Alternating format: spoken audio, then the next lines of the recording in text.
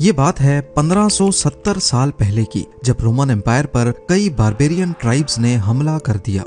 Barbarians और हंस ने रोमन एम्पायर के कई शहरों पर हमला करके खूब तबाही मचाई। वहां रहने वाले लोग जान बचाकर भागना चाहते थे, लेकिन एक तरफ एड्रियाटिक सी तो दूसरी तरफ ट्रेनियन सी उनका रास्ता रोके हुए था।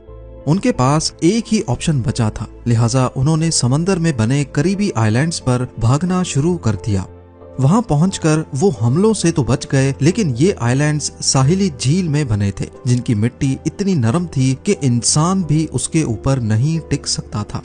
पर सभी मुश्किलात के खिलाफ जाकर इन लोगों ने यहाँ पर न सिर्फ बसेरा किया, बल्कि एक के बाद एक इंजीनियरिंग के कारनामे दिखाकर बिल्डिंग्स, कैनाल्स और यहाँ तक के ब्रिजेस भी बनाए। यही वो शहर है जिसे आज दुनिया वेनस के नाम से जानती है। बावजूद इसके कि यहाँ पर ना रोड्स थे, ना जमीन और ना ही पीने का साफ पानी, लेकिन फिर भी वेनेशियंस ने इसको सबसे पावरफुल सिटी बना कर दिखाया। पर आखिर ये सब मुमकिन कैसे हुआ? वो छोटे आइलैंड्स जिन पर खड़ा होना भी मुमकिन नहीं था, वहाँ इतना बड़ा शहर कैसे खड़ा किया गया, वो भी करीब 1000 साल पहले। जेम टीवी की वीडियोस में एक बार फिर से खुशामदीद। नाजरीन, रोमन सिटीज छोड़कर जो लोग शुरुआत में इन आइलैंड्स पर गए थे, उनके पास यहाँ रहने का कोई ठिकाना नहीं था। नरम गारे जैसी जमीन जिस पर कोई भी चीज रखने से वो अंदर धंसने लगती थी। उस वक्त कई लोगों ने वापस साहिल पे जाने का मशवरा दिया, लेकिन वापसी का मतलब था मौत।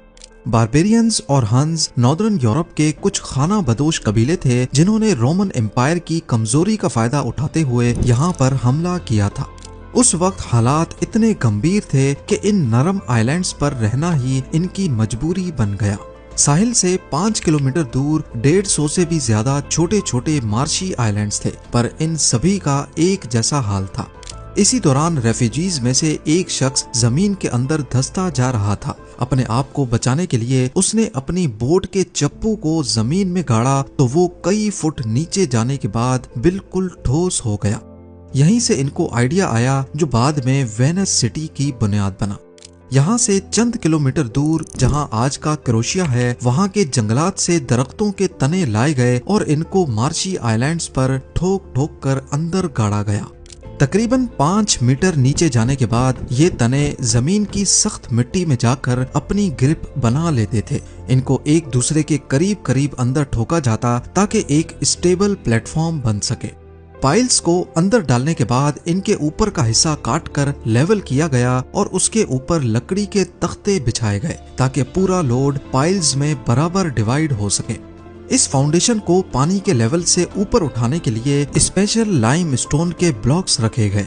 ऊपर पत्थरों का लोड और नीचे 5 मीटर लंबे वुडन पाइल्स। ये सिंपल कॉम्बिनेशन एक मजबूत फाउंडेशन बनाने के लिए काफी था। लकड़ी के तने जो अब पानी के अंदर थे, वो फूल कर एक दूसरे में टाइट हो गए और इनके बीच हवा गुजरने की जगह भी नहीं बची। यही वजह है कि वेनस में जो पाइल्स करीब 1000 साल पहले गाड़े गए थे, वो आज तक परफेक्ट कंडीशन में शहर का वजन झेले हुए हैं। फाउंडेशन डालने के बाद इसके ऊपर बिल्डिंग्स बनाने का काम शुरू किया गया। शुरुआत में वेनेशियंस ने लकड़ी के घर बनाए, लेकिन कुकिंग वगैरह के दौरान अक्सर इनमें आग लग जाती थी। बाद में ईंटों का इस्तेमाल भी शुरू हो गया। बिल्डिंग्स को हल्का रखने के लिए घर 3 स्टोरी से ज्यादा बड़े नहीं रखे जाते थे। ईंटों के बीच में लाइम स्टोन के पाउडर से बनाया गया स्पेशल गारा डाला जाता ताकि मजबूती के साथ साथ दीवारें फ्लेक्सिबल भी रहें। फ्लोर्स और अंदर की दीवारें लकड़ी के तख्तों से बनाई गईं, जिनको बाहर से लोहे की रॉड्स डालकर होल्ड किया जाता। ये आइडिया वेनेशियंस में काफी फेमस हो गया और देखते ही देखते इसी तरीके से आइलैंड्स घरों से भरते गए। नॉर्मली शहर बाहर की तरफ फैलते हैं, लेकिन वेनिस अंदर की तरफ फैलने लगा।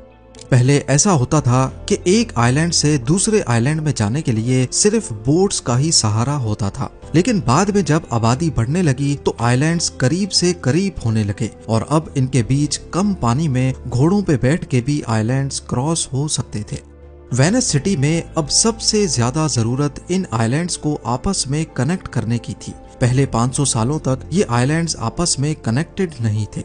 लेकिन जब आबादी काफी बढ़ गई और कारोबार की रेल पेल होने लगी तो यहाँ का बिजनेस हब, जिसे रियाल्टो कहा जाता है, सबसे पहले यहाँ एक सिंपल लकड़ी का ब्रिज बनाने की कोशिश की गई।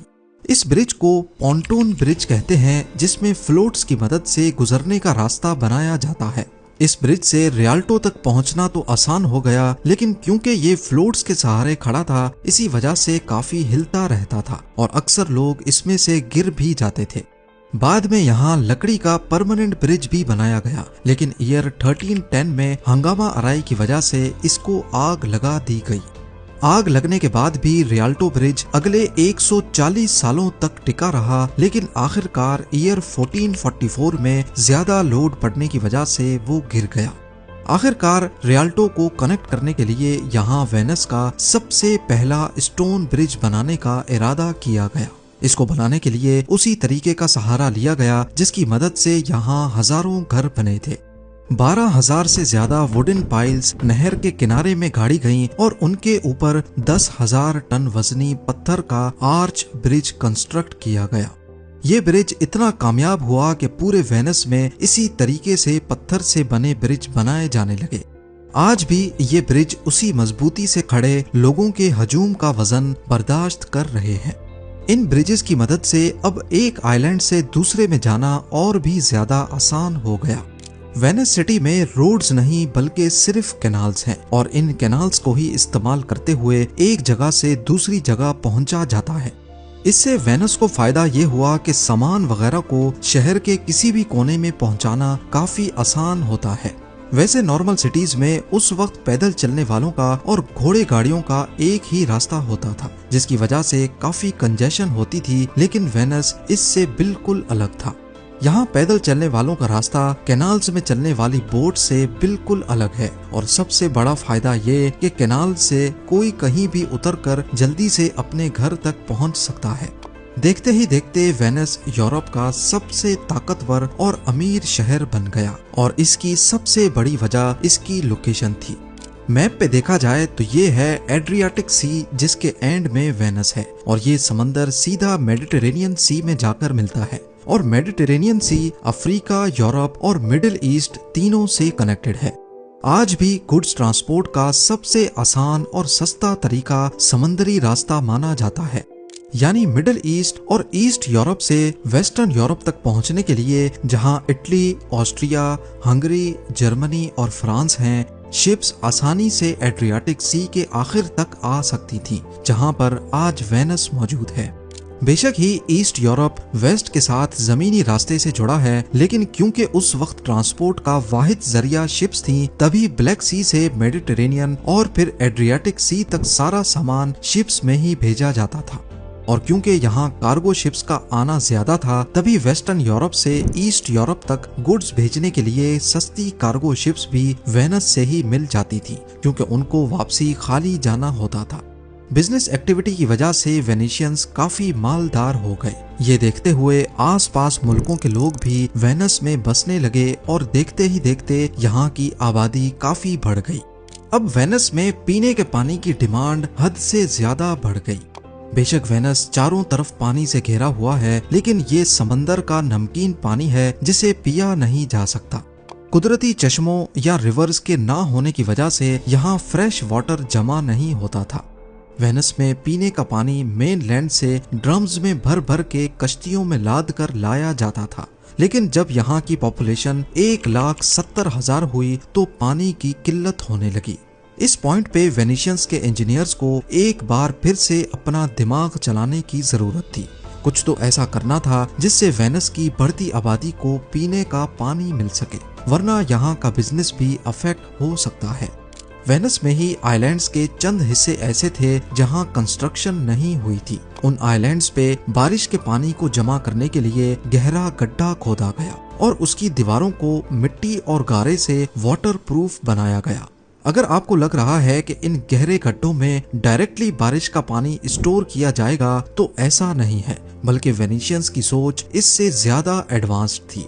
इन गड्ढों में कुआं बनाकर उसके इर्द गिर्द रेत और पत्थर डाले गए और उसके ऊपर टाइल्स लगाकर वापस प्लेन सरफेस कर दिया गया, सरफेस पे कुछ सुराख छोड़े गए जिसमें से बारिश का पानी अंदर जा सके। ये पानी रेत और पत्थर से होता हुआ जब कुएं में जमा होता तो ये फिल्टर भी हो जाता था। पानी की फिल्ट्रेशन का ये नेचुरल प्रोसेस है। बारिश का पानी जब पहाड़ों से चश्मों की सूरत में नीचे आता है तो पत्थरों और मिनरल्स से गुजरकर वो बिल्कुल साफ पीने के काबिल हो जाता है। वेनिशियंस का ये फिल्टर सिस्टम इसी बुनियाद पे काम करता था। लेकिन सवाल ये है कि इतने छोटे से एरिया में आखिर कितना ही बारिश का पानी जमा हो पाएगा। इसके लिए आसपास घरों की छतों पे पाइप्स लगाए गए जो बारिश के पानी को सीधा इस फिल्टर में डालने का काम करने लगे। ऐसे पानी की कलेक्शन के लिए सरफेस एरिया भी बढ़ा दिया गया। देखते ही देखते वेनस में 600 से ज्यादा छोटी बड़ी फिल्टर वेल्स लगा दी गई। 10 से 12 घर आपस में मिलकर एक ही फिल्टर वेल शेयर करने लगे।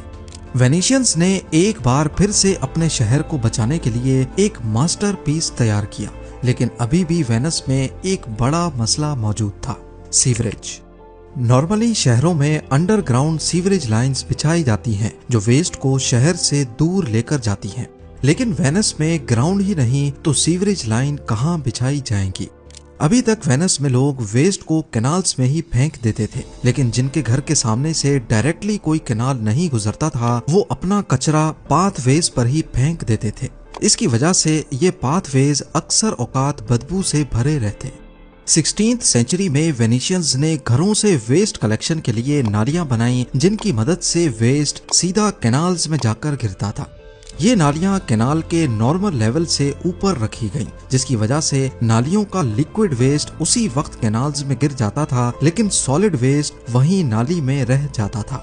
फिर हाई टाइड के वक्त जब कैनाल्स का लेवल बढ़ता तो पानी नालियों के अंदर मौजूद सॉलिड वेस्ट को कैनाल्स में खींच लेता था।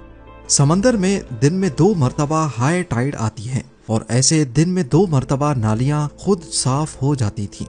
हाई और लो टाइड्स की वजह से दिन में 2 मरतबा समंदर का पानी वेनिस के कैनाल्स में दाखिल होता और पॉल्यूटेड पानी की जगह ले लेता। ऐसे न सिर्फ घरों की नालियां बल्कि वेनिस के कैनाल्स भी साफ रहते, और क्योंकि ये सॉल्ट वाटर है जो कि डिसइंफेक्टेंट के तौर पे भी काम करता है। आज भी वेनिस में यही सीवरेज सिस्टम काम कर रहा है। हैरत अंगेज तौर पे 1000 साल पहले जिस इंजीनियरिंग की बदौलत वेनिस को बनाया गया था वो आज तक काम कर रही है। बिल्डिंग फाउंडेशंस, कैनाल्स, ब्रिजेस और सीवरेज सिस्टम। आपको बताता चलूं कि वेनिस धीरे धीरे जमीन में धंसता जा रहा है। ये एक नेचुरल प्रोसेस है जिसकी वजह से हर साल ये शहर 1 से 2 मिलीमीटर नीचे धंस रहा है। ये दुनिया का वाहिद शहर है जहाँ ना गाड़ियाँ हैं ना मोटर बाइक्स। यहाँ हर साल फ्लड आता है जिसे एक्वा एल्टा कहते हैं। सर्दियों में यहाँ पानी का लेवल काफी बढ़ जाता है और अक्सर वॉकवेज पानी के अंदर चले जाते हैं। हर साल वेनिस को 60 लाख लोग विजिट करते हैं, लेकिन अभी यहाँ की लोकल पॉपुलेशन 50,000 से भी कम है। उम्मीद है जेम टीवी की ये वीडियो भी आप लोग भरपूर लाइक और शेयर करेंगे। आप लोगों के प्यार भरे कमेंट्स का बेहद शुक्रिया। मिलते हैं अगली शानदार वीडियो में।